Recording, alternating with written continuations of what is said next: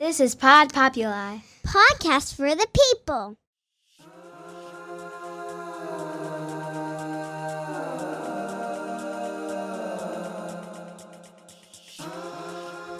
Welcome, everybody, to Tammy Tuesday. We're happy you're here with us today. I'm excited to share my guest / soul sister with you, Stacie Sholer. She is all things HeARTist, and I'm going to let her share with you what she does with all of that. But she brings a lot of beauty into this world. Thank you so much for being here, Stacie.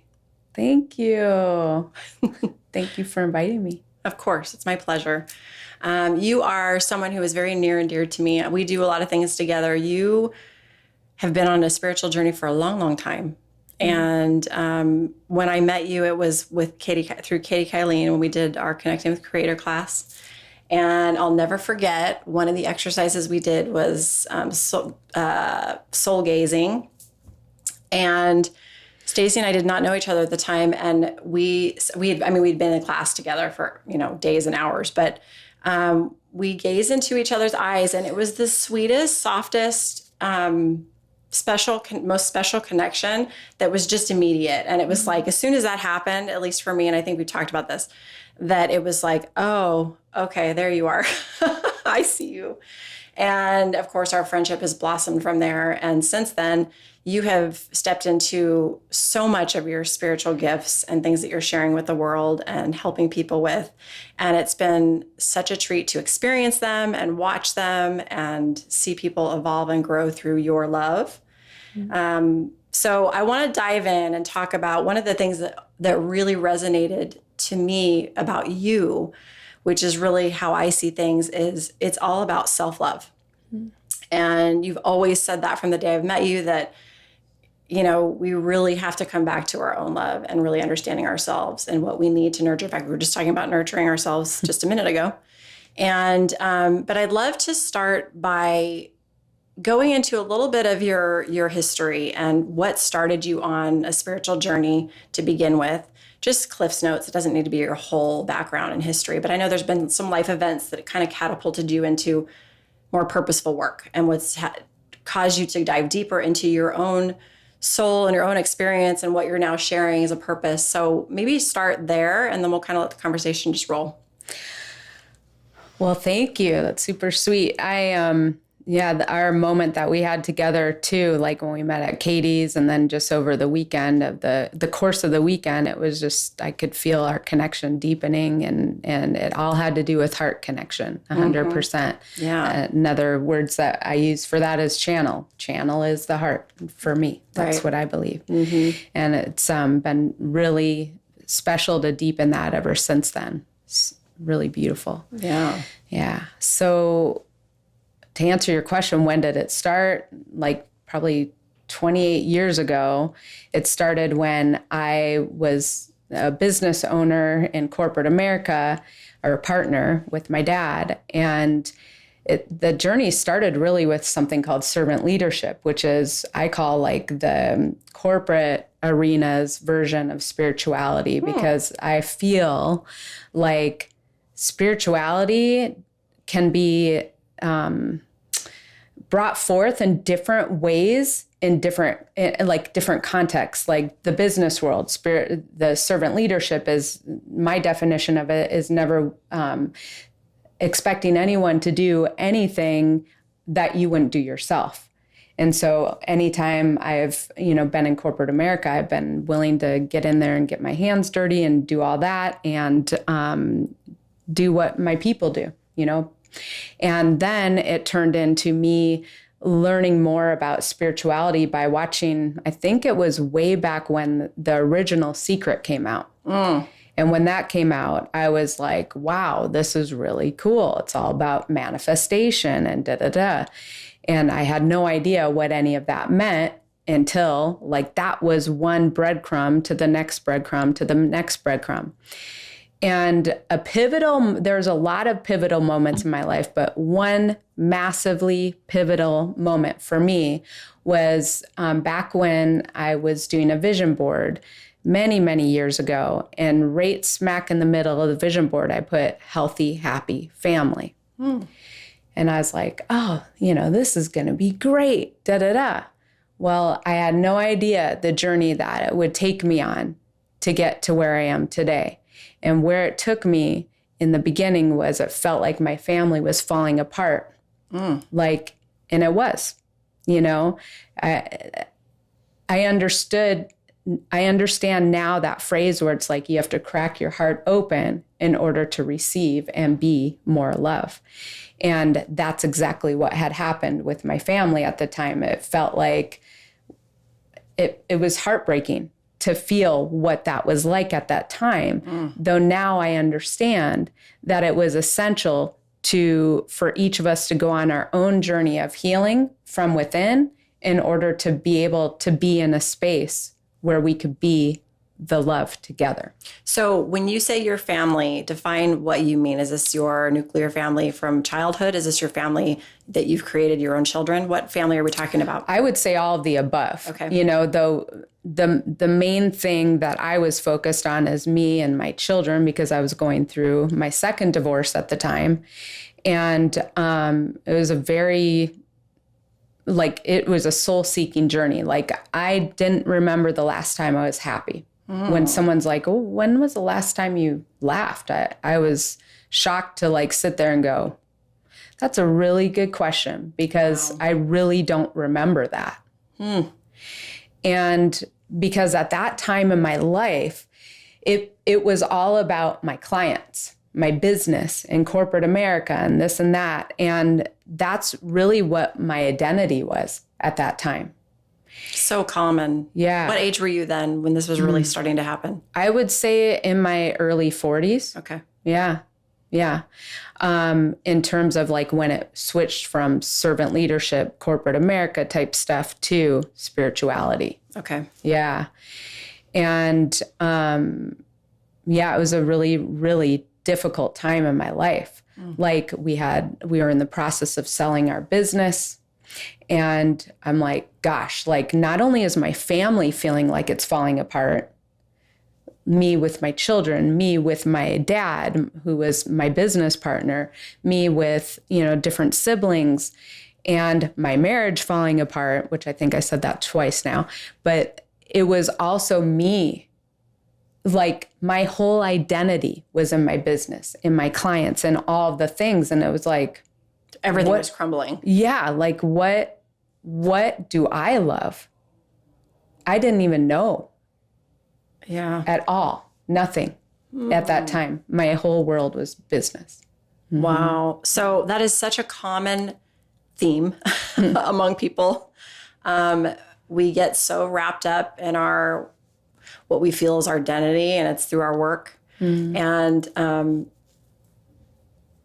it comes to what you were saying and finding what do you love? What do I love, Stacie? What do I love? When you really had to realize that you hadn't been asking yourself that question because you didn't even have an answer to it at all. So when you started to realize that and all these things were sort of crumbling, as you say, or falling apart, what started to shift in you? What types of actions did you take to figure out what's next? What am I missing? What am I going to do? You said breadcrumbs earlier, and I love that analogy because our journey all the way through is always breadcrumbs. I mean, it's one to the next, and you just take it as it comes because you can't know the unknown. Right. So trust comes with that too. So as you're starting to just have awareness, which was new for you, how did you handle that? What did you do? How did you seek ways to tap into that to help guide you through breadcrumbs? Yeah. Way back then, I had started going to a life coach, and she was amazing. She's a hypnotherapist and this and that. Though I felt like at that time, like I was in a hamster wheel. Like every week I would go see her, and it felt like I was bringing the same things up over and over again. And I'm like, I want to heal. Like traditional therapy? Well, no. I mean, she is spiritual. She's an amazing woman, but I just felt like we were talking about all the pains and the hurts, but I was like, I don't want to stay here. Right. Like I want to heal, though I didn't know. All I knew was what I knew at that time, what that meant. Right. And so during that journey, my kids had gone through different therapy programs where they actually lived at the programs, and really incredible programs. And on that journey, I spoke to their therapist on a weekly basis as well. And during that journey, there's two pivotal things that happen. My life coach at the time had said, how do you feel about what happened with your children and this particular, moment in our lives, where the family felt like it was falling apart and da-da-da. And I was like, wow, like I haven't even sat to process how I feel, because I was so taking care of my children, making sure they had what they need with their therapists and their programs that they were. How old were your kids into. at this time? They were adults. So 18. Okay. Yep.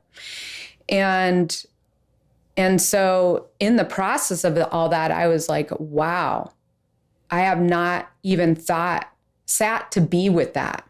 And in all of that, the selling of the business, my kids going into different programs, these massive life moments that had been happening, my health even took a hit. I was very thin. I was probably about 15 pounds lighter than I am now, which is very tiny for me. Right. I was going through perimenopause, and I had no idea. Like all of these things that were happening were affecting me in my health, and had no idea. Right.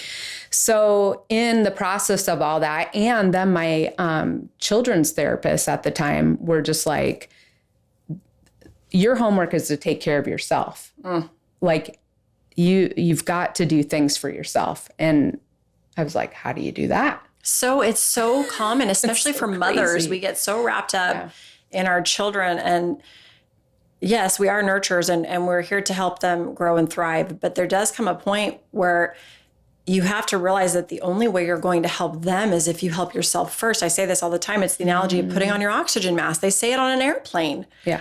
Your tiny little baby, your child, they say, please put on your own oxygen mask first. Because if you're not breathing, you're not helping anyone. So it applies in life, and it's so common for mothers specifically, and parents in general, to do that for their kids, and they forget themselves. And then in turn, they really aren't helping anybody, least of all themselves. So I just want to say that, because I think it's an important point that people need to realize about the people in their lives. You've got to serve yourself first. It goes back to that self-love, self-nurturing. Yeah, 100%. And in my life, the clues were all there, like all around me, showing like I would choose husbands who, because I've been married twice, who weren't emotionally there. And, my next step after that life coach was becoming a shaman. And when I was going through the shaman training, it was in Sandpoint, Idaho, which is just magical, this town. It's incredible. And I met the people who put on the training for that, the classes and courses, through one of my son's therapists who also was in Idaho area. And in the course of taking that class for a year, one of the practitioners, I was like, I just keep on choosing these men who are emotionally unavailable and da-da-da. And I'll always remember this. One of the therapists there looked at me and he said, how are you not available to yourself? And I'm like, ooh, like, wow, that changed my life. I mean, that was back in 2013 that he said that. And I still remember it to this day. And I'm like, It was an awareness that you just didn't have until that moment. No, because I was still looking out here. And ever since that particular training that I had, I started seeking within. Like, it's not out here. These are all like showing me what's inside. When I sit and I am present with, like, really feeling through, what are my eyes seeing out here? What is my movie screen showing? What is my projector, which are my eyes? And what's out here is what's inside of me. Isn't that amazing? It's a mirror. Yeah. It's a mirror. 100%. You're looking in a mirror. Yeah, especially if I take it if I take something personally, if someone's example, like if you're saying, you look so great today. And I'm like, oh, if I'm taking that personally, like that's me seeking something outside of me. And if you said, oh, you look like crap today, Stacie. And I'm like, gosh, what blah, blah, blah. That's also taking it personally, seeking validation outside of self. Right. Yeah, 100%. And I have lived that way all of my life. Well, and people, I was going to say people generally do. We fall into those traps daily. Yeah. It's easy to fall into those traps. Yeah. Yeah. And until I seek the awareness within to go, oh, okay. Like what defines me is how I feel about myself, because people are going to feel the sincerity of that. Like if I'm BSing or if like I genuinely feel that, and I don't even have to say words for people to feel it. Mm-hmm. Words aren't necessary. No, when like so powerful. Yeah. It's amazing because your energy exudes it. People do, they feel it. I mean, everybody said that. You can walk into a room and you can feel the energy that's in there when you're around somebody. Even if they're not saying anything, you can feel it. 100%. Whether it's happy, sad, angry, whatever it is, you can feel that energy. Yeah. Yeah. It's real. Yeah. 100%. So then so you went to become a shaman. What happened in that journey? Did you practice that for a time? Like, because that was a whole new beginning. I mean, you're talking corporate America to becoming a shaman. That's a big shift, right? That's a big shift. Yeah. Oh, sorry if I touched your toe. Yeah, it's a huge shift. So what drew me to that is meeting with one of my son's therapists way back in 2013. I believe it was 2013. Sometimes I get timelines off a bit. And I had just sold my company and I'm like, gosh, like what's next for me? Like I was going to stay there for 3 years because that was part of the agreement. Though like, what's next for me after that? My kids are grown. I'm in this transition with that, like we spoke of. What's next? And so when I sat with my therapist or my son's therapist at the time, I learned, and my son, I learned that all my kids ever wanted was me.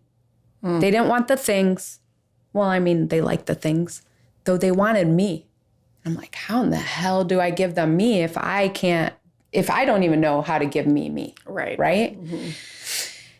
And so in that, I was very drawn to my son's therapist. Her name is Kim, and she is, oh my gosh, she's like an earth angel. Like her love is just like so pure and accepting and like sincere. And I had never experienced anything like that in my life. Wow. Like super nurturing. And I mean, I think she's even younger than I am. And it was in Sandpoint, Idaho that I met her. And at that time, it didn't make sense because I hadn't even taken a day off of work in years. I don't even know, right? It didn't make sense for me to make this decision, but I looked at her after I had that like weekend with her and my son. They called it the rite of passage, like him graduating from that program and going to the next. And it was just so beautiful. I loved the way I felt. I loved the town I was in Sandpoint, Idaho. I loved being on the lake. I loved everything about everything I experienced that weekend with my son, with her, with me. Mm-hmm. And I said, and he went back to his program, and I looked at her and I said, I want to spend time with you. This makes no sense to me right now, but I feel like I need to do this for me, even though I have no idea what it looks like, especially because I don't know what it looks like. And I spent probably 3 solid days with her. And I experienced therapy like I've never experienced it before in my life. We would go on really beautiful hikes through nature. We would go sit on swing sets, which I don't remember the last time in 2013, way back then, before that I ever did anything like that. And we'd hug trees, and I'm like, what does this even mean? Like, this is weird, we would do exercises like ceremonies, a thing called sand paintings, which was so beautiful. And it's not like a painting. It was art with nature. And we would go and grab different things from nature, flowers, leaves, everything, and create like a circle with, twigs or whatever I wanted, and place different flowers in there. And we would blow into them like energies we wanted to release and place the object in the center, and then blow into objects of things we wanted to receive. What is that called? It's called a sand painting. I love that. It's very therapeutic. Wow. Yeah, and it was just so beautiful. And we did lots of different exercises like that, and everything was healing with nature. And I was like, by the end of that, I was like, so this is drawing into becoming a shaman. I was like, you know what I want? She's like, what? I want to meet a medicine man. And she's like, giggles. And I giggled too. And I had no idea what that meant either, right? I saw that, what's that movie, The Proposal, where Betty White is like around the fire, to the window, to the wall, and doing the fire thing. Yes. And I always laugh about that. I was like, that's a medicine woman right there, And I'm like, anyways, so I was just so drawn to Kim, and I still am to this day. And she told me about this medicine wheel training, which was becoming a shaman. Same thing as a medicine woman, medicine man, And I'm like, okay, sign me up. So that's when she connected me with this woman named Berta. And she was trained at the Four Winds in California, and then started her own thing of, like her shaman training for people to come in. And that's what drew me to becoming a shaman, was Kim, because Kim got her training from her. And when I went on that journey, it was all about healing myself instead of going to a therapist or thinking I needed to do, these other things, which were all beautiful too, because it led me to be in a space where I was ready for the next thing, which was becoming a shaman. Another breadcrumb. Yeah, another breadcrumb. And there's been many, many, many since. So in the process of training to become a shaman, obviously, you, like you said, you experienced tremendous healing, internal healing for yourself, which is really what you needed. And that's why you were drawn to it, clearly. Did you then practice as a shaman and become some sort of practitioner, or was it truly just a self journey? It was both, but I had never performed, really done it. It never was the intention of me to start my own practice of being a shaman. It's did I do practices for myself? Yes. And would I invite other people into it too? Yes. If they wanted to, because it was all about them healing themselves through these different modalities, which some are fire ceremonies, some are breath, like fire breathing. I don't know if, that's pretty intense breathing that you do for the ones that I learned was 45 minutes. So it was pretty deep. Yeah. And lots of different work like that. There's all different things. So mostly it was for myself, though it was never with the intention of creating a business around it, though I did it with my friends who felt called to it. But most of it was myself. Yeah. So then after that, you obviously were starting to wake up to yourself and realizing that you were in there and you were coming back to life. Yeah. What was the next breadcrumb? Because, leading up to where you're at today, so many things. So many things. Just that I know in our short time together. It's been, not a year and a half? Something like that. Close to that? Yeah. That we've known each other. And, but so much has come into be. So, as you're walking through your journey, and clearly you're on a totally different path now, a healing journey now. Oh, yeah. Like a self-healing journey.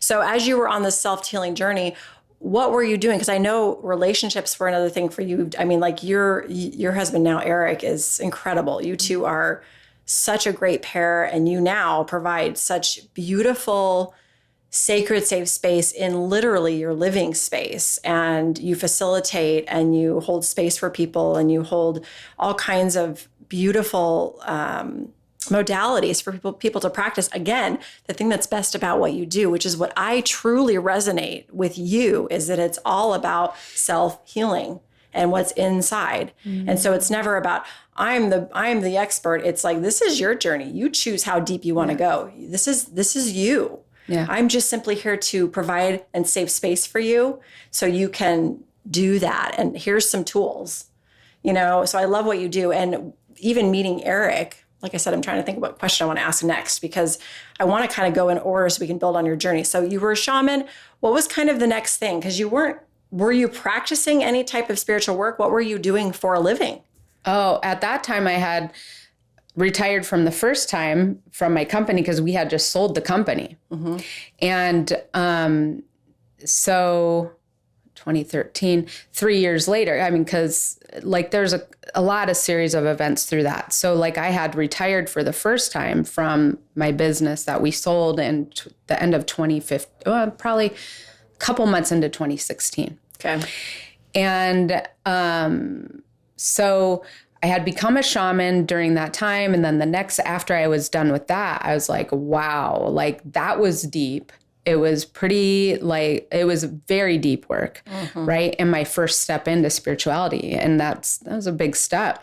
So that was the first step. So it was huge because you were understanding. It was a big step. Yeah, for sure.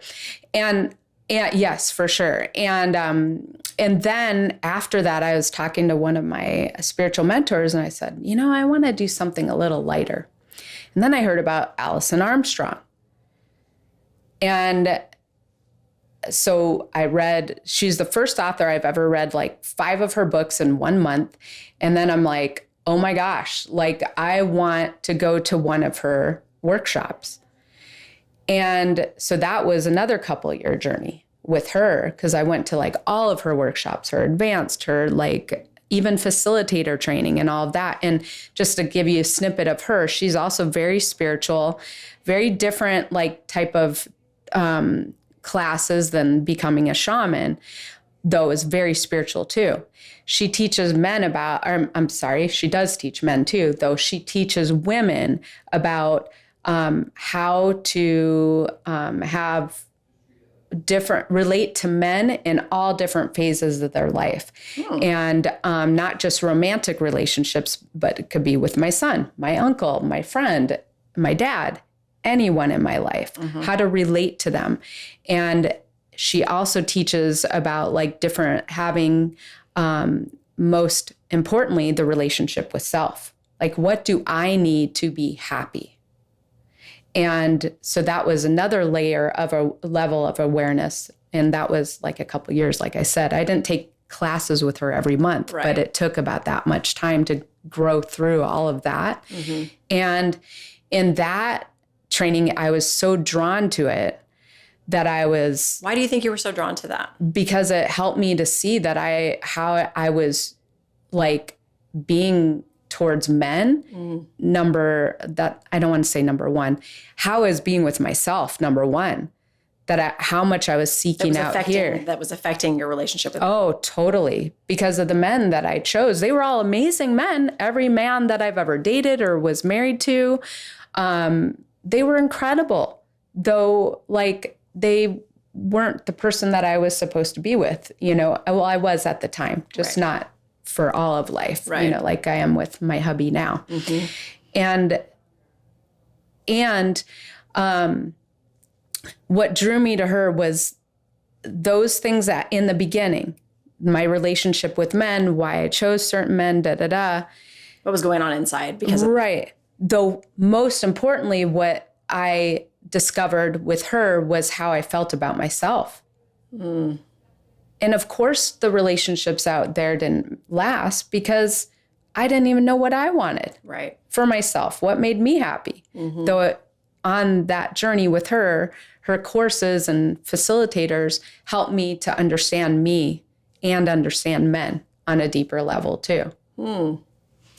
So that's very interesting. I think that's really fascinating, actually, because so many, people in general, men and women, obviously it all comes down to our own self-work in relating to any human, whether they're male, female, whatever. But it is interesting because there's a lot of stuff that goes on between a male and female relationship, mother or daughter, father, mother, son, mother, spouse, people in the workforce. There's so many relationships when it comes to the opposite sex, right? And how we correspond and how we work with them. And what really, I'm sure you discovered was highlighted about you and how you're relating to them, right? That's really powerful because there's so much that goes on, so many dynamics between the male, female gender of how you relate to them. So that must have been really an interesting journey. Yeah, very interesting. And it was like, like a kick in the gut, in terms of like how I realized I had been treating men, like my whole life. And what I mean by that is I was like putting my everything into them, which meant there was a lot of attachments happening with me. And I didn't know that I was seeking everything in them, but there's a pattern there, right? I had that also with my career. Right. My whole identity was in my career. Well, then, of course, I do that everywhere in my life. You were doing it in every facet. And I didn't know it until I knew, until I was ready to know. Ready to know. Yeah. And, so it was really interesting to like reveal all these layers of myself. And interesting is quite a interesting word within itself. It was heartbreaking. It felt like my whole heart was being ripped outside of me. Like there were times where I would cry days on end because of the heartbreak that I was experiencing within myself that had nothing to do with anything out here, though at the time I thought it did. I completely thought it did, though it had everything to do with me not knowing who I was, not knowing what brought me joy, what brought me life, because I was filling everything out here instead of, I was empty. If there's such a thing as less than empty, I was less than empty in here. Yeah. I was dying inside. Right. Wow. Completely. You must have had some really dark moments. Oh, yeah. Really dark moments, because there's times in our lives when we have discoveries about ourselves. And usually it's when we're realizing how much we're self-sabotaging that you just can get real dark and think, oh my gosh, I don't know. I really don't love myself. Yeah. And that's a hard realization. But man, oh man, what's on the other side of it is nothing but light and love and beauty. Yeah. It's like, there's two, there's this, there's that. So what, now that you know they both exist, what do you really want? What do you want? Right. Right. And the awareness around it allows you to know that what you do want, that's the beauty of the dark. You realize, well, I don't want that. What's the opposite? Well, there's that. So yeah, I think I'd rather choose that. Absolutely. And I've also discovered I have some amazing spiritual mentors around me, one of which is Angela Ferrari, who's incredible. And she's taught me to love all of those parts of me, not just the happy, not just the joy, not though the fear, the anger, the control, all of those things. Because if I'm willing to really go in there sincerely and love that transmutes those emotions into love, like the movie Inside Out, right? Same thing. Yeah. We have all those emotions inside of us. And they're there for a reason. And they're part of us. It's beautiful that we have their gifts. Yeah. And in order for me to deepen love, it's essential. Like there's no other pathway than for me to be aware of those other emotions inside of me and love them, because they are what help me to deepen the love that's inside of me. And there's always more. Oh yeah, it's always coming. More. Always more. Yeah. It's always coming at you. Yeah. It never ends. Yeah. Yeah. And the sooner that I surrender to it, Right. and I'm in acceptance of me, like complete acceptance of me, that's when I get to deepen the love and be on the other side of it. And it's in the clutching and the attachment and the control, and anything other than love's an illusion. So if I'm in the illusion and I get to choose how long I'm in that illusion, you know, and I already have so much evidence, all of us do, in our life to support us knowing that we've experienced deeper love within ourselves when we're willing to really like be with the anger, be with, Allow, accept it, right, let it in. experience it. Yeah, let it in. Completely. Yeah, I know. That's a big one. I was just talking about that recently on one of my episodes about what I've learned for myself is that the quicker I can just allow myself, no, not the quicker, the more I can allow myself to feel, insert emotion here, anger, frustration, sadness, whatever it is that I don't really like, let it in and feel it to the depths of what it is. Accept it, recognize it. And the sooner you do that, the quicker it moves and doesn't stay because you're allowing it. Again, it's like you're going into, you're like putting it into, you're like wrapping it in your arms of love, right? Yeah. And then all of a sudden it's like, oh, okay, we can release that now. Yeah. It's like, yeah, we love that. Yeah. Here it is. It's presenting itself. And now we get to embrace it. And it's going to, like you said, transmute into the energy then moves. And then it doesn't become a block Yeah. that prevents us from experiencing joy and the things that we really do like to experience. Yeah. It's amazing. Yeah. There's that phrase that I learned through Psi seminars is suffering is optional.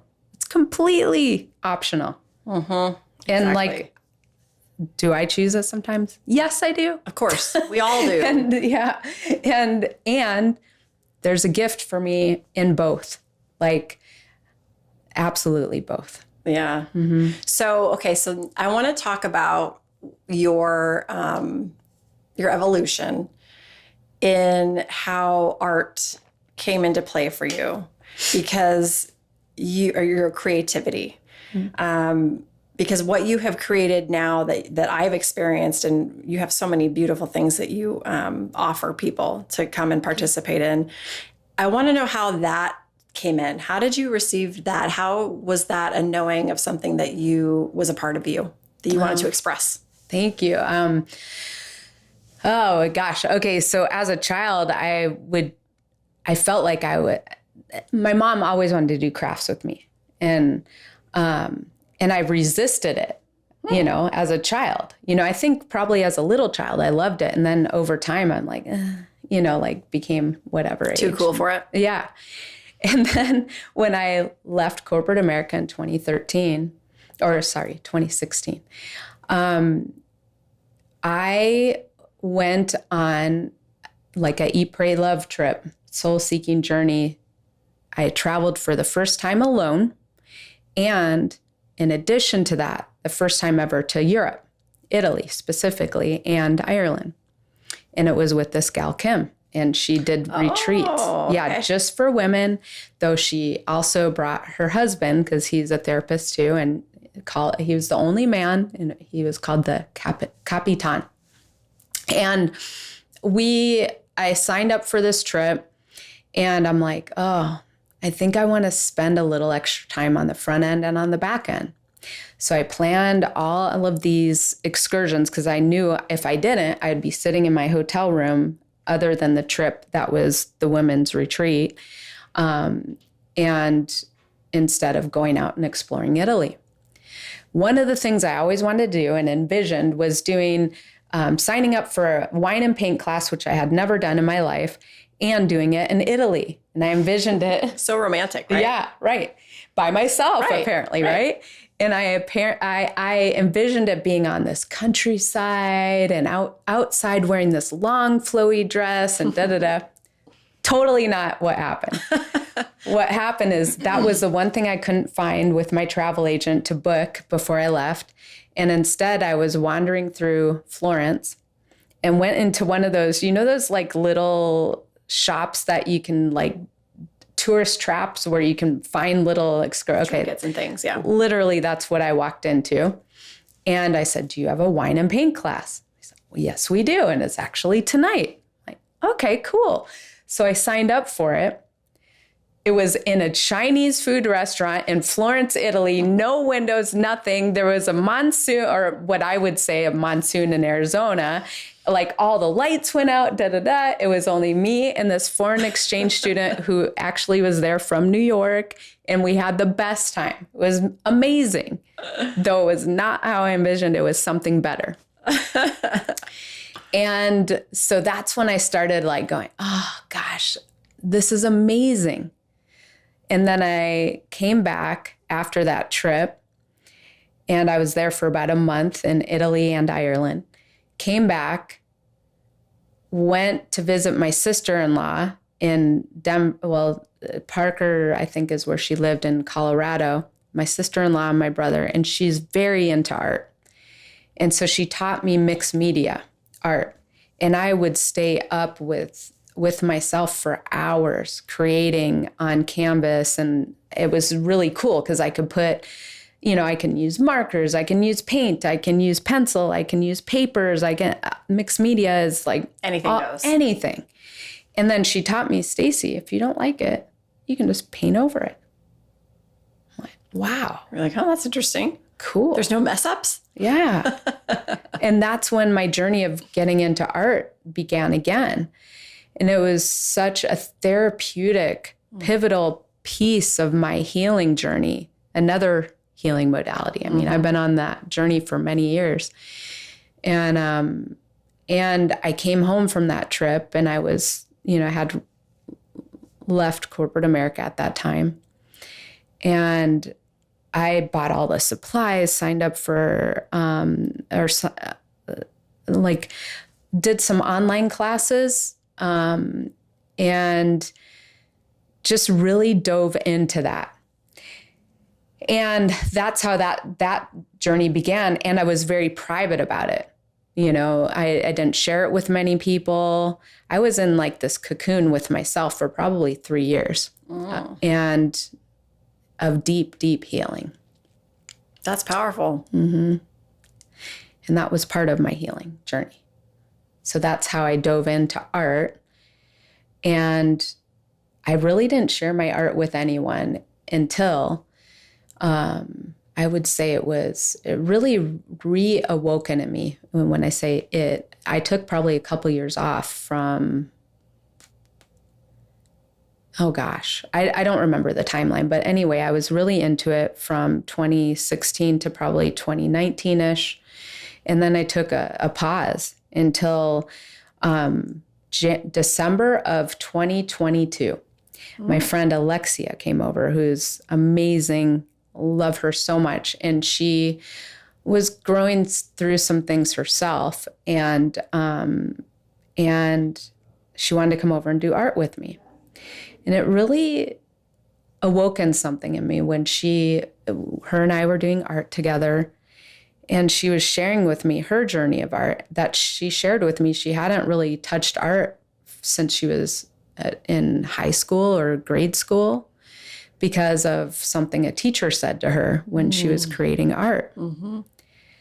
And it really awoken something in me.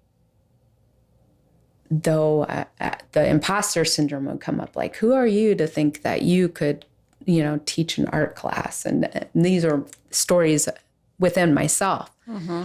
And then I went to a yoga retreat probably about a month later, which was another journey. That was January 2023, for me to awaken more things within me to say, I want to teach an art class. because I feel like I love it. And then the people who I do it with, friends who had come over the years, what had awoken within them. Then I reached out to Katie. Did it feel like a calling? Oh, yeah. It was a real calling. Oh, yeah. It was like, there's something going on here. And then the imposter comes in, but you're like, no, but I can't resist this. Yeah. It's calling me. Yeah. Yeah. 100%. Even though the imposter was very loud, very, very loud. Usually it is. Yeah. Before we really can just surrender to what it is that we're supposed to do. Yeah. Yeah. So you reached out to Katie, and then what happened? Well, I reached out to Katie because I was like, what do you think about this? And, like me doing this class, because she's another spiritual mentor of mine, very dear to my heart. Love her so much. Mm-hmm. And she's like, well, do you want to do a class? Yes. And no. Yes, but I'm afraid. Yeah. And she just said, you are free to use my space. I will co-teach it with you. And she didn't commit to indefinitely, though at least the first time. She just wanted to help you get started. She wanted to help me. And then my husband is so supportive. Eric is just like, honey, whatever makes you happy. I just want, you to share your gifts with the world and be happy. And talk to Angela Ferrari. I'm like, oh my gosh, I have all this support around me and I'm scared and da-da-da. And it's so real. Oh, it's so real. And so Katie said, all right, when do you want to have it? I'm like, what? Real commitment. So we set a date, we set a price, we set how many students and da-da-da. And during that time, she's like, what do you want to call it? And that's when, around that time frame, Art from the Heart was born. Art from the Heart. And how did you receive that? It was, again, it came to me. Yeah. And Katie's like, that sounds wonderful. And I love that. So she was super supportive and very nurturing, which I needed all of that at that time. Angela. You needed someone to she was creating space for you to do it. Right. And she was encouraging you that it's okay. Don't, it's okay that you're afraid. Step into the fear. Yeah. It's going to transmute into love and something beautiful is going to happen. And look what's happened. Yeah. That's how I met you.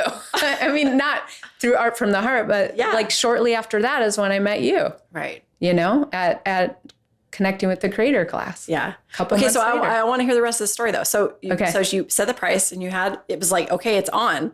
Yeah. So then what? Then she's like, all right, just let me know when you have people lined up. How did you, in your fear and imposter syndrome, how did you find the courage to ask people to pay you to do this? Oh, well, a lot of what I learned from Psy seminars, which was after Alison Armstrong and before I met Katie. I mean, that's part of the reason why I met Katie, because I met her after I was in the midst of doing Psy stuff. But Psy helped me to draw out courage within myself. And how sales are much different than enrolling people. Enrolling people is in getting people to do things that I want for their reasons. It has nothing to do with me. Right. Totally different.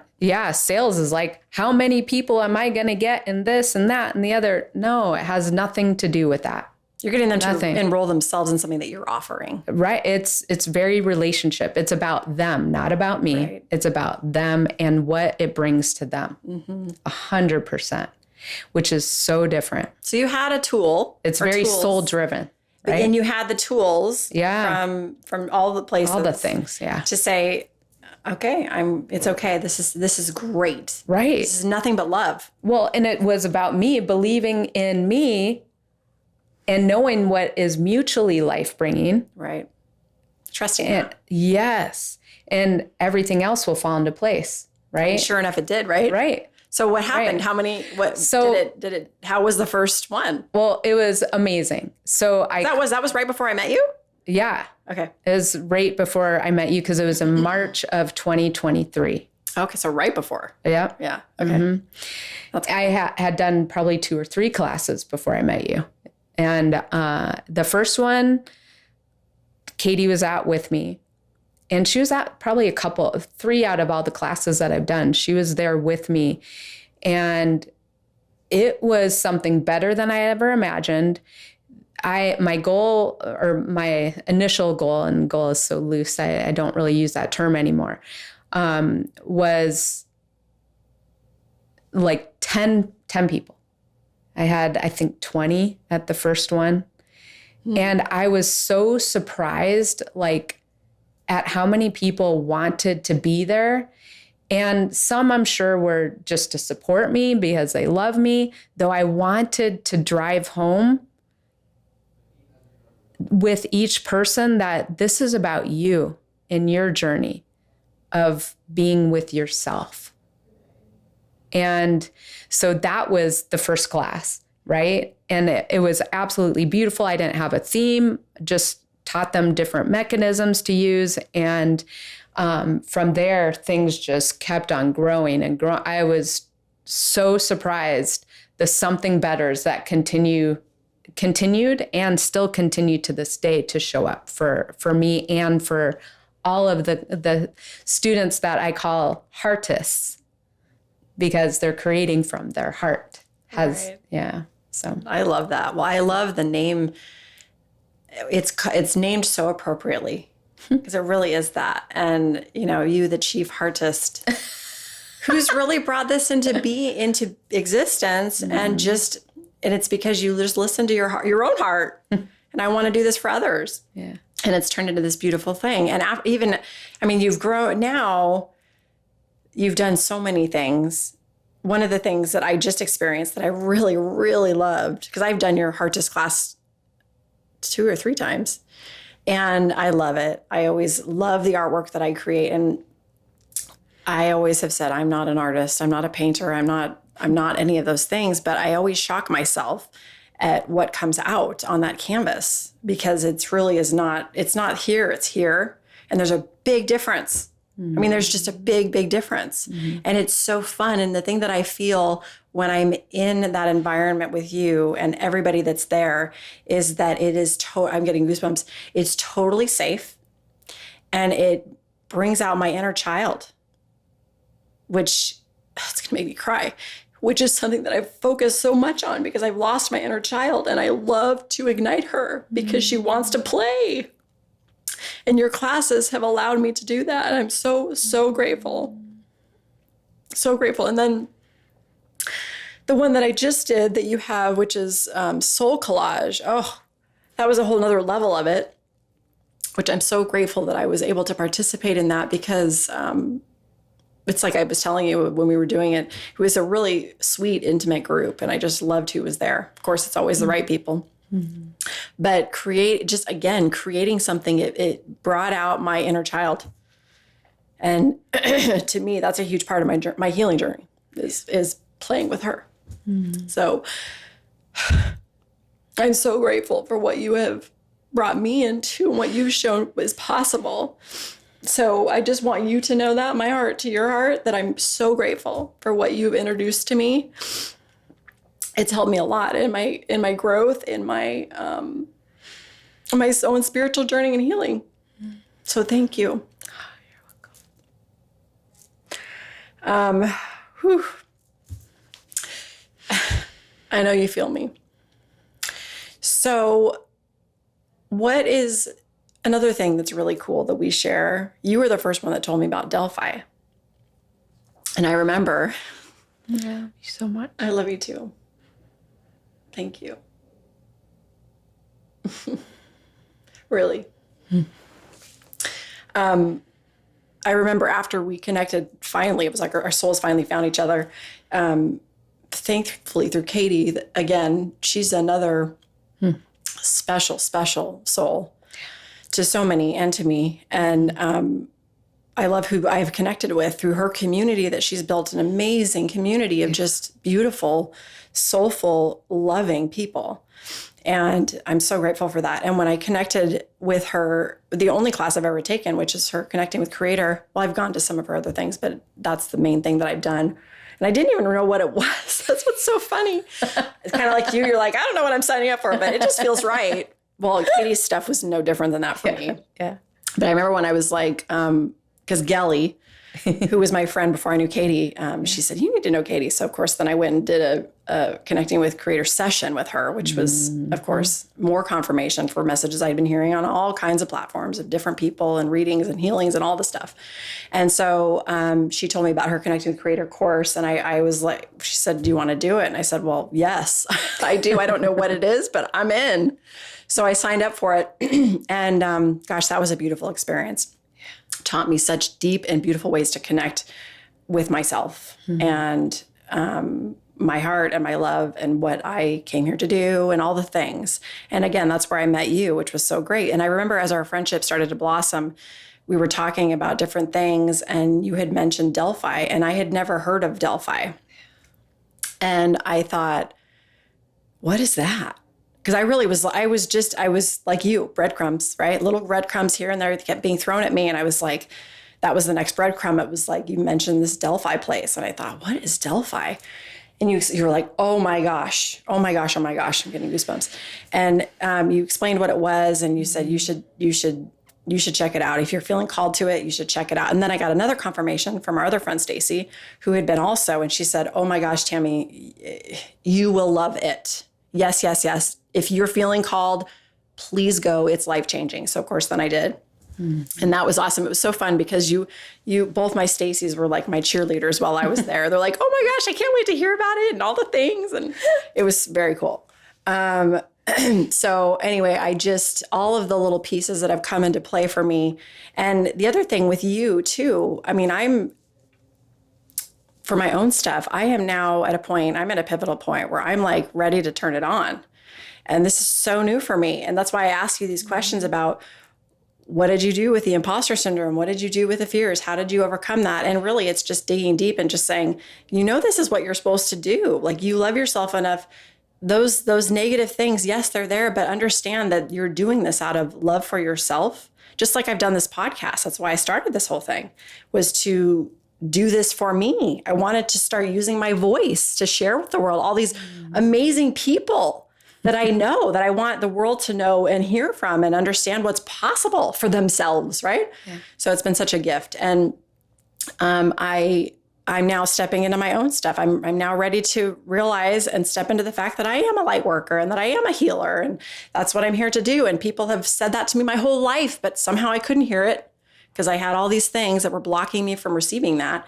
And now I'm like, okay, it's time to claim this for yourself because this is what your heart wants to do. So just do it. So I am literally now doing that. And you are such a gift to me because watching you do what you've done has really shown me what's possible. And I'm just so grateful. I mean, I have so many spiritual mentors and teachers and friends in my life that have shown me that. You're a huge part of that. So I'm so grateful to you. Thank you. I really am. Honor. It's my honor. I'm like this hitting the microphone by accident. It's my honor and privilege to be with you on this journey. And I believe we all have these gifts inside of us. And it takes radical courage to really step into that. And one of the movies I think we watched together, The Shift with Dr. Wayne Dyer. I love him. So good. If you haven't seen it, please watch it. Oh, he's so good. And one of the things he says is, what makes it, you were in the womb for 9 months and you didn't need to do anything. Nothing. What makes you think that you're in control of anything in your life? Yeah. I'm like, yeah, that's really profound. It's huge. And, in that movie, it's the prime example of what it means to walk in your purpose. And purpose to me is another word that I don't like. It's just a word to connect people to, though, like, really our only job is to love. Like, sincerely love.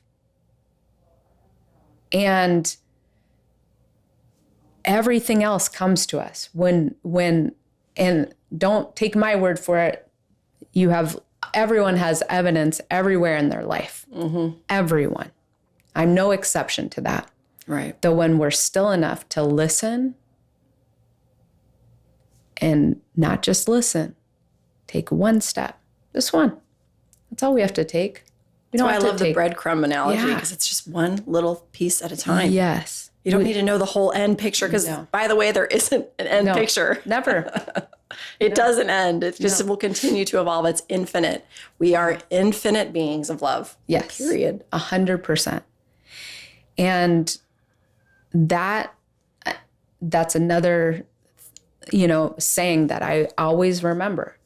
And this is for all of humanity.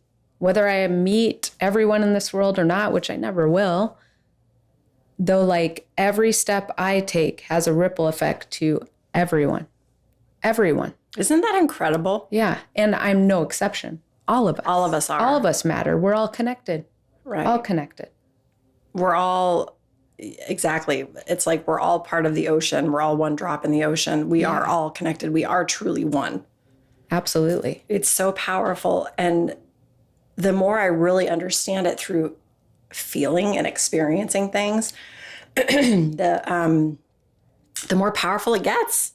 Yeah. I mean, it really makes you understand, like you said, really what love is. Love is an overused word in so many ways, but really that's just all there is. And you start to have a deeper understanding of really what that means. Because I talk about this a lot. Words are tricky. You've said this a couple times about terms. Terms feel like they're finite to define something. And that's why people stumble on words, because they feel like there's one definition to a word. That's why I just can't wait till consciously I can telepathically communicate, which I know I can and I do every day anyway. But when I can really not have to use words anymore, even though they're gifts to me, I love words. But it would just convey really what it is, what the meaning of it is, the term, because words can really get in our way and they can trip us up. And that's one thing that I've learned. I used to really get so stuck on words. And it's funny because now I'm understanding really what that means. It's my own hang up. It's not real. You know what I mean? It's silly. And that's why I'm very sensitive to people listening, because I want people to understand that it's the feeling behind it when I use words like, God or source or universe or, whatever the word is you want to call anything. Mm-hmm. They truly are just words. It's whatever it means for you. Mm-hmm. So it's making sure that you can find that within yourself and not being afraid of a word. Yeah. I mean, why would you be afraid of a word? Yeah. What does it mean to you? Okay, well, figure that out. Yeah. How does it feel in your body? Not here. Here. How does it feel? Right. It takes on a whole new life when you do it that way. Yeah. It really does. Yeah. And when we create from here, it's much different than here. Exactly. Much, much different. So like on my journey too, the next part that where I'm at to this day and have been in this space for, probably since COVID, is the way I feel when I'm in the presence of people. And what I mean by that is Katie was the first person that I was just so drawn to. Not about her classes, not about da-da-da. Most people go to her classes just because most of them probably don't even know what it's about. Though it's her beingness, the way she carries herself in the world, how I feel in her presence. Mm-hmm. And that's what I started to be drawn to after I was like taking all these classes, reading all the books, Then it was, and reaching all the goals, superseding all the goals. Then it became about beingness. How do I feel?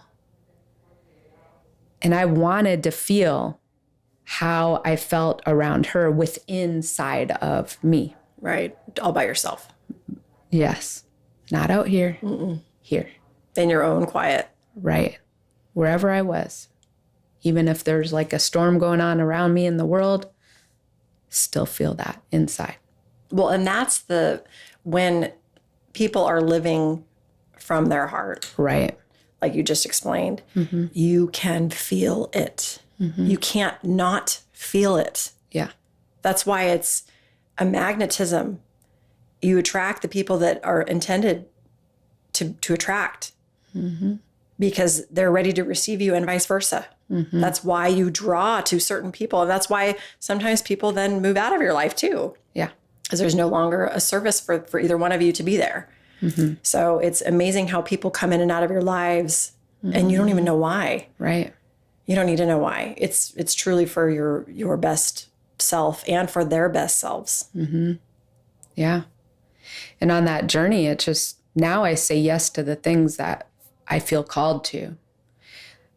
And it's not about getting a certification or any of that. It's about, do I feel drawn to that? And yeah, there's a big difference. yeah. And so Katie's beingness drew me to other like-minded people, or not like-minded, like-hearted people. Yeah. You being one of them, Angela Ferrari being another one of them. And then I wanted to learn more about Katie, like, where did you learn this, right? And that's when I learned about Delphi. And I went to Delphi last June of 2023. It was after I had met you. And when I went there, it was like all the facilitators there, the teachers, were Katie. Katie grew, I mean, she started going there when she was 16. She tells that, if anybody's listening and is interested in Katie's story, it's another episode on the podcast. You can hear that whole story, her whole journey there. She did grow up there. Yeah, she's amazing. And so I was like, wow, sign me up. I want to learn more about how to feel that way inside of me, even though I had known Katie since 19-ish. So I'd known her for about 4 years by the time I went there. Gone to all of her classes that I could, done sessions with her, met Angela. I've been working with Angela since 2020. And she was another person I was drawn to her beingness. And I still work with Angela and Katie to this day. And at Delphi, going to the class in-depth channeling, that's when, after I was done with my first 2 classes of many since then at Delphi, there was a bow tie to all of those years of servant leadership, spirituality that led me up to that point, 6 years later, to go, okay, I'm ready. I'm ready to come out of my spiritual closet and share it with the world. Right. Right? Yeah. Whoever I'm meant to, whoever is drawn to me, come. Yes. Come. And that's when I really got rid of my training wheels, AKA Katie, Right. to like stand out and start teaching classes out of her space and in my space. And it was so beautiful. So many things have been birthed since then. Meaning other classes I've taken. Now I do spiritual mentorships 101, lots of different things. Though the one common denominator out of all of the things is deepening the love and acceptance within self. And that's everyone in any of the classes or events that I do. That's the common denominator. Every single person is on their own journey. There's a mechanism usually, because most people, including myself, usually need a mechanism to connect to, though the mechanism is an illusion.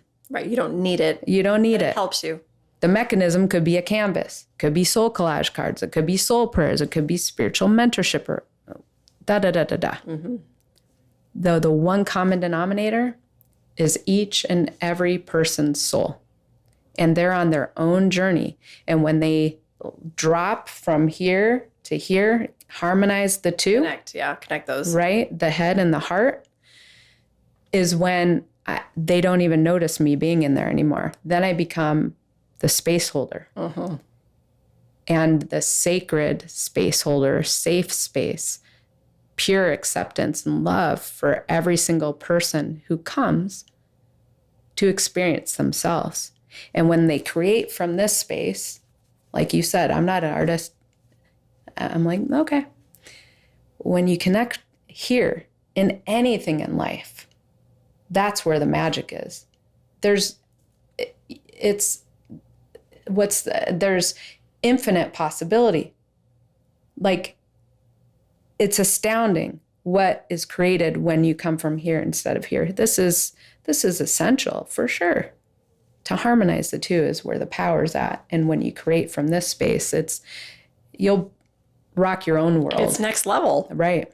It's incredible. I've never taken an art class in my life in terms of going to school. I've taken a couple online things from this amazing artist that I love, Kelly Ray Roberts, who makes a lot of angels, though I've never taken like a technical class. But it's not about the talent. No. It never was. No. It was about being a creator. Right. From your heart. We all have it. Yes. We're all creators. That's why I love what you do. Like you said, the mechanism is a really good thing to point out, because people oftentimes, they're like, well, I want to connect with my heart. I want to like love myself, but how do I do it? And then all of a sudden, whatever the mechanism, whether it's meditating, whether it's art, whether it's horses, I mean, animals, there's all kinds of walking, yoga, you name it. It's endless. It's unique to everybody. Mm-hmm. But whatever that mechanism is for you, and you might have multiple, a lot of us have multiple mechanisms. I know I do. Yeah. But when you tap into whatever that thing is that's helping you get there, that is where the magic happens. That is where you become a creator. That is where everything changes. It's like you become not you become part of everything. And then it's magical. And that's why people laugh, like, people say peace on earth and tree huggers and all the things that you hear people say. It's like, no, you do hit a point where you can connect so deeply that you really do realize how connected everything is. Mm-hmm. Everything. Yeah. And there's nothing more powerful than that. That is one thing that's been so life-changing for me, is really having an understanding because of what I've experienced within myself to understand that. It's like you can't unknow it. Mm-hmm. So now I'm hooked. I can't not do it. I have to constantly tap in, because when I don't, then I'm not my best version of myself, and I'm having a hard time, and life gets hard, and I want to be able to move through those things that hit me, because they're going to keep coming, but I want them to transmute much faster. And they do in my life now. Yeah. Which is so great. So great. I've said this many times here. I know it for myself, because I even surprised myself. I'm like, wow, that really didn't affect you like it normally does. That's really kind of cool. That's different. It's really nice. Mm-hmm. And then people, like you said, you become that magnet, and people say, well, I want some of that. Yeah. And then they're drawn to certain aspects, and it's the beingness of you. It's you living in your light. And then all of a sudden you're a beacon, mm-hmm. and they can't not see you and be like, wait a minute, I want some of that. It's like, oh, well, let me show you what I do. This is what I do. Yeah. And then you can do whatever it looks like for you. Right. Join the party. Mm-hmm. It's amazing. It's a personal journey. Yeah. And we need all of us to be in that space. Exactly. And I mean, like, every single piece, AKA soul, human being, is, I believe, essential to the puzzle. Mm-hmm. Every single one of us. And in our own unique snowflake. We all have beautiful snowflakes, and we all experience things differently. Though love is love. And we have different ways of expressing them, though. Absolutely. That's the thing. That's why it's the snowflake. Yeah. They're all unique. Yeah. Yeah. But at the crux, it is that. It is the only thing that really is happening is love. It's just a different expression of it. Yeah. And like, stay on the journey, stay on the journey of being in love and acceptance of self. All the pieces. All of it. Mm-hmm. The good, bad, the ugly. Oh my gosh. And it's, what is beautiful is whatever ugly means to me, or, yuck, or that's beautiful too. Mm-hmm. And giving myself permission to see beauty in, I call myself, like, sometimes I'm in what I call a spiritual exorcism of myself. Right. And like, when I'm in those spaces, it's so funny because like, I don't put whipped cream on shit. Yeah. I love when you actually, say that. like, I will be in it because like, you can, if say I was in a trigger, you would feel my energy a mile away because You're not fooling anybody. No. Especially not yourself. You can cut the tension with a knife, right? Uh-huh. The energy of that. Just like you can feel my love a mile away, you can feel when I'm in that space a mile away too, because if I am that profound in love, guess what? When I'm in a trigger, I'm that profound in my trigger. Mm-hmm. And so I just let it hang out. Like when I'm in that space, not to like get it on anyone, though, like there's been times where I'm like, I'm really in my shit right now. This is how I'm feeling, and it's not as pretty as that sounds right now. Though, like, the ugly tears will come by, the snot dripping down my face, all of that. Like, I will be in it and experience it because I know what's on the other side of it. Exactly, yes. And that's like who I am in that moment. And you never know if that's like when that's going to come about. It could come about at any time that a trigger is set within, right? Well, don't you think it's funny too? And it may sound so obvious, but when you have a good cry or a real, when you let yourself truly have whatever the feeling is that's coming through you and really are in it, like you said, you're crying, you got the snot. I mean, all the stuff. It's true. It's not pretty. No, it's not. But when you really let yourself have it, how much better you feel on the other side of it. It's like a huge release. It's because emotion is energy in motion. Yeah. Period. It's you're moving energy. So why would you stay with energy? Let it flow, whatever it is. Right. Happy, sad, fear, love, any of it. Let it flow. It wants to be free. Yeah, completely. I mean, I was just, probably about 2 weeks ago, I do this weekly call with a group of soul sisters I have, and I was deep in my shit, like deep. And I'm like, I didn't want to be on this Zoom today. And I'm like, and my soul won. My ego didn't win this time. I'm on this call, but when you ask how I am, this is how I am. And this is me. It's real. And what helped me shift from that, it still took me some time, though part of what helped me shift from that was they love and accept me in that, the glory of being in my shit in that moment. And it was like I was in a dark spot. And when I talked to Angela, probably a week after that, I talked to her every week. She said, you know why? I said, why you attracted that? Because you love yourself in that spot. You love yourself enough to experience you and accept you in that spot. I was like, yeah. There's a lot of those in my life. Those pivotal, like, when you let yourself have them. Yeah. Meaning, like aha moments. Yes. When you let yourself have, when you're really understanding, it does. Those aha moments are big, and you're like, oh, wow. Yeah. Okay. Yeah. And then in being in my willingness to go there, to grow there and like experience myself there. And like when someone asks me how I am, when I'm in those moments and I'm like 100% naked with who I am, like what that opens up in me and likely others is absolutely beautiful because it's acceptance and real, genuine love and connection. Yeah. People are Absolutely. giving you compassion. First, you're giving yourself compassion Yeah. and allowing yourself to be in, like you said, the shit.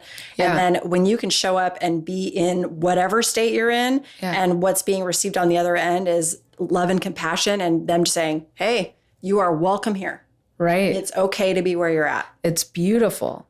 And that is the journey that I've always been on that journey, though very intentionally on that journey now of moving through it this way. There's not a level for me to reach.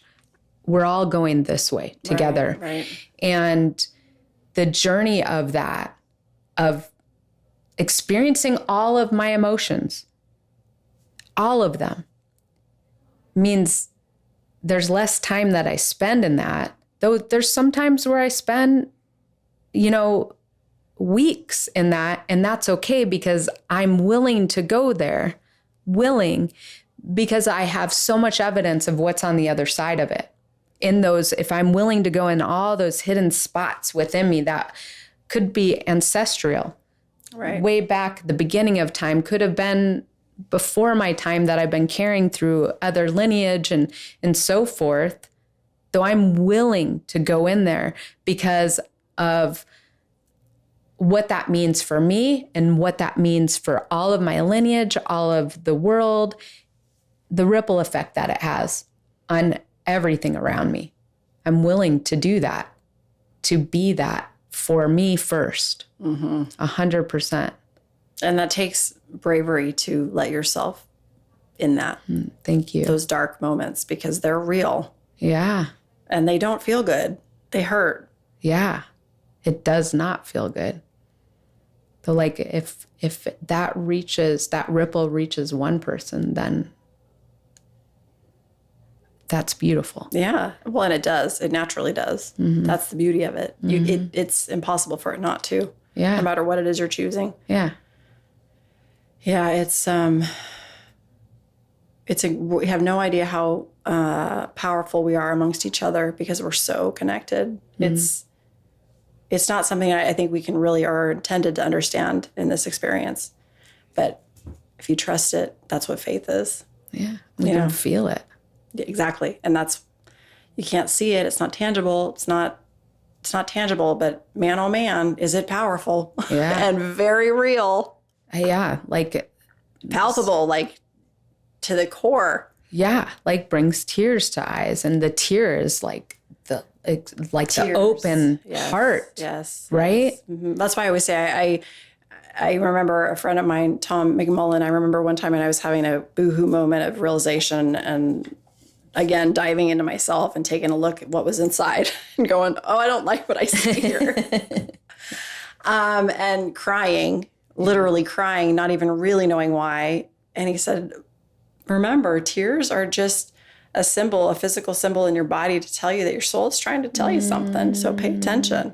That's beautiful. It's not a bad thing. It's a beautiful thing. Your soul is trying to break through physically because you can't. It's like when we manifest things in our bodies, that's our soul trying to communicate something to us. And we can no longer deny it because we've got water streaming out of our face. You can't ignore it. You have to pay attention. You're forced to pay attention. That's why we cry. It's beautiful. It's like a beautiful, my husband always says, he's like, why does it have to be out of our eyes? So we can't even see. And I'm like, because it's trying to show you something.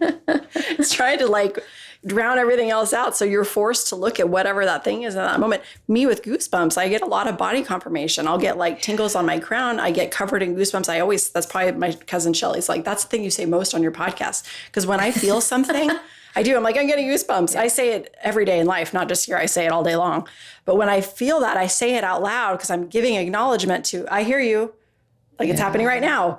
I'm getting goosebumps. It's like, it's a confirmation. It's my soul communicating something to me or the universe communicating something to me that I got to pay attention. It has meaning. It carries weight. It's something that's meant to be shared and expressed. Yeah. So to trust it. Those are beautiful gifts that we have in our life. So I love that. I love the tears and I love the stuff, even though we try to fight it off sometimes. We got to really embrace it. Like crying here, you become this blubbering mess and you just want to talk. Sometimes I think the reason that happens too is because you're not really meant to say anything. You're just meant to feel. Yeah. You're not meant to say. You're just meant to feel and express. And by not saying anything, it speaks way louder than anything else. Right? Mm-hmm. Yeah. So, Stacie, how can people engage? What's the best way for them to find you to engage with so many of the things that you offer such amazing things. And I highly encourage people to engage with Stacie because really, truly, she's incredible and she is a light and she is a very safe harbor for you to really dive into yourself and rediscover the beauty that you are. So what's the best way for people to find you? My website, www.staciemarie.love. Okay, and I'll put this in the notes. Mm-hmm. So you'll be able to find the details there too. So you don't have to know how it's spelled. I'll put it in the notes. But yeah, anything else to share? Any other ways to find you? You can look out Facebook and I do a lot of old school method right now. But my person doing my website is attempting to convert me to to do things less manually, though most of it's word of mouth. Yeah. And it's not uncommon for people to bring 5 people to my classes or stuff like that. But yeah, we can put my, I have a private group on Facebook and then I have my Instagram page too, though mostly it'll be through word of mouth and you know how to get a hold of me too. So people reach out, but you have enough going on. So the best way is my website. Okay. And everything you need will be on there. Yeah. Okay. Any parting messages for anybody listening? Words of wisdom to share? Words of wisdom is you are enough. And I encourage you to love and accept all of you just as you are. That's beautiful. So well said. Thank you. Thank you. Yeah. Thank you for being here. Thank you for sharing. Thank you for being open. Thank you for your light. Thank you for our friendship.